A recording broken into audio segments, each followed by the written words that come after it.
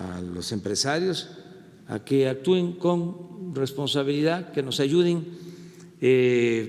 Hugo, que es el experto, el especialista, nos está alentando de que vamos a poder pronto superar la emergencia.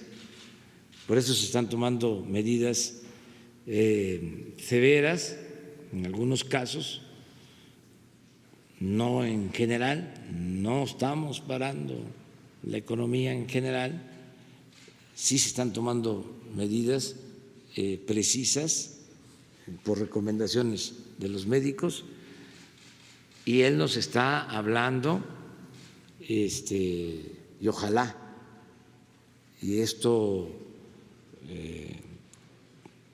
sea factible, porque pues se hacen proyecciones, no hay en esto ciencia exacta, pero de acuerdo a nuestros técnicos, especialistas, científicos, el 19 de abril vamos a poder salir de la gravedad. Más o menos. ¿Qué dijiste? A ver, ven aquí.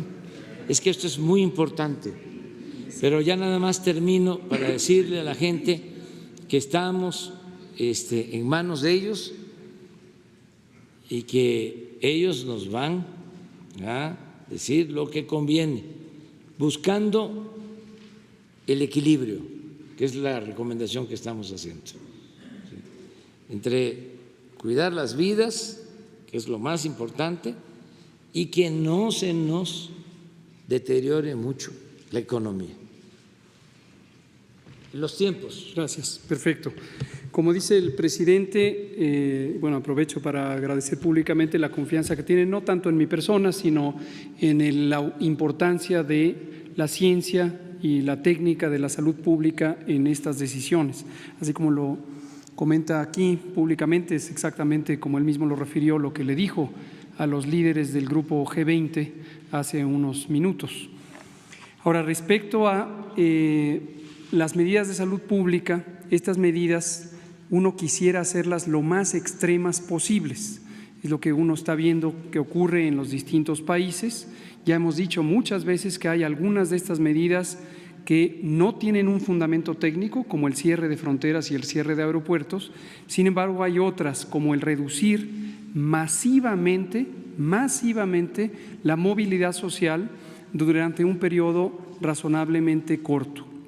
Uno quisiera hacerlas extremas, que no se moviera una sola persona de su lugar.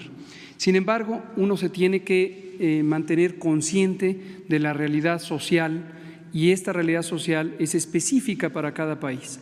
Algunos países, por ejemplo los países de Europa Occidental, característicamente tienen una distribución de la riqueza razonablemente equitativa. Lo mismo ocurre, por ejemplo, en los países escandinavos. En México, desafortunadamente, no es el caso, y lo sabemos perfectamente todas y todos. Desde hace muchos años tenemos una profunda desigualdad social y económica. En un número representativo, la mitad de la población de México vive en condiciones de pobreza. Esto es una verdad absolutamente conocida y documentada por los organismos financieros internacionales. El ahorro en el conjunto de la sociedad se puede apretar más las medidas sanitarias que están encaminadas a que no se movilice la gente, porque hay capacidad de ahorro, hay capacidad de resistir ese periodo intenso de restricción de movilidad, en donde se cierran pequeños comercios, actividades profesionales independientes, etcétera. En una sociedad tan desigual como la de México, a pesar de que es la economía número 14 del mundo, pero es profundamente desigual.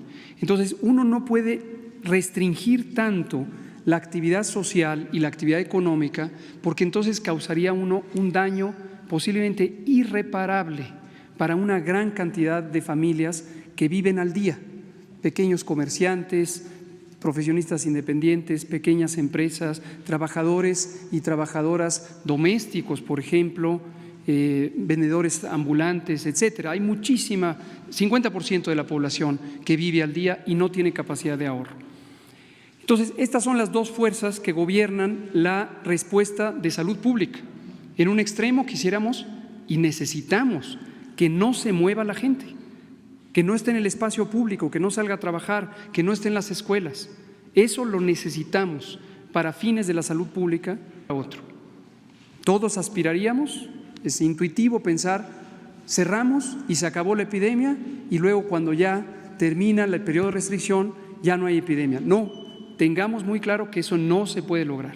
Lo que sí se puede lograr, y ese es el propósito de la Jornada Nacional de Sana Distancia, y por eso la empaquetamos en un grupo de medidas colectivas de sana distancia. Esto va más allá de la sana distancia que personalmente uno puede decidir.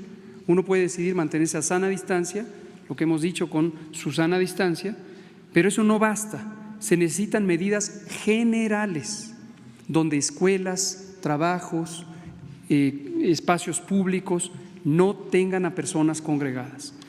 Ahora, como hemos dicho, hay dos factores aquí. Uno es el límite que impone la realidad social, porque no queremos tener un remedio más costoso en términos sociales que la propia intervención, que la propia enfermedad. No queremos que la intervención protectora de salud sea peor que la propia enfermedad. Ese es un límite. Y el otro elemento es el tiempo. El tiempo de oportunidad es crucial. Ahorita tenemos pocos casos comparados con otros países, pero este es el momento único que no podemos perder, porque la oportunidad es hacerlo ya y hacerlo masivamente, hasta donde el límite de la realidad lo permite, sin afectar irremediablemente a las economías familiares más desprotegidas. Pero hay que hacerlo ya, y es todos al mismo tiempo. No se puede ir escalonando, porque es el momento que no podemos perder.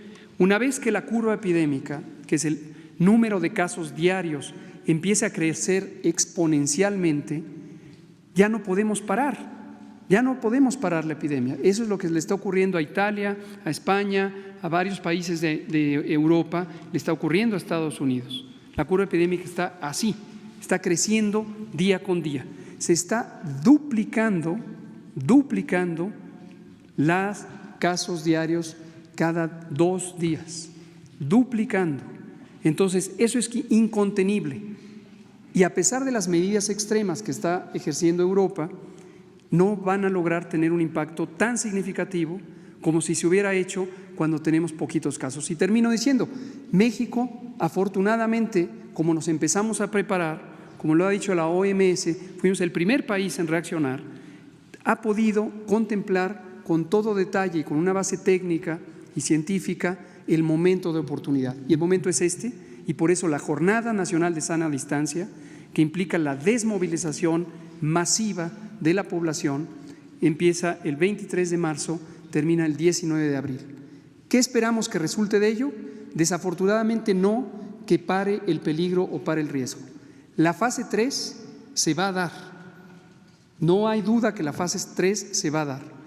La fase 3 es la fase de máxima transmisión, es la fase de mayor cantidad de casos por día y es la fase donde el riesgo principal es que se sature el Sistema Nacional de Salud, a pesar de la preparación que tenemos y la expansión que hemos hecho con la reorganización de las unidades civiles y el apoyo de las Fuerzas Armadas a través de los planes DN3 y Plan Marina. Que quede muy claro, se va a dar la fase 3, pero la gran diferencia es que con las medidas de la Jornada Nacional de Sana Distancia, si se instauran enérgicamente, de manera disciplinada, y la mayor cantidad de personas durante estas 4 semanas no sale a la calle, se queda en casa, entonces en lugar de tener una curva epidémica inmensa que supere la capacidad de atención, vamos a tener una curva epidémica de menor tamaño que permita atender a las personas enfermas, sobre todo las críticamente enfermas. Presidente. En conclusión, Sí. lo del 19 de abril es para Entrar más leve. entrar leve a la tercera etapa. Sí, muy bien. Pero ya es un signo positivo, alentador. Sí, definitivamente.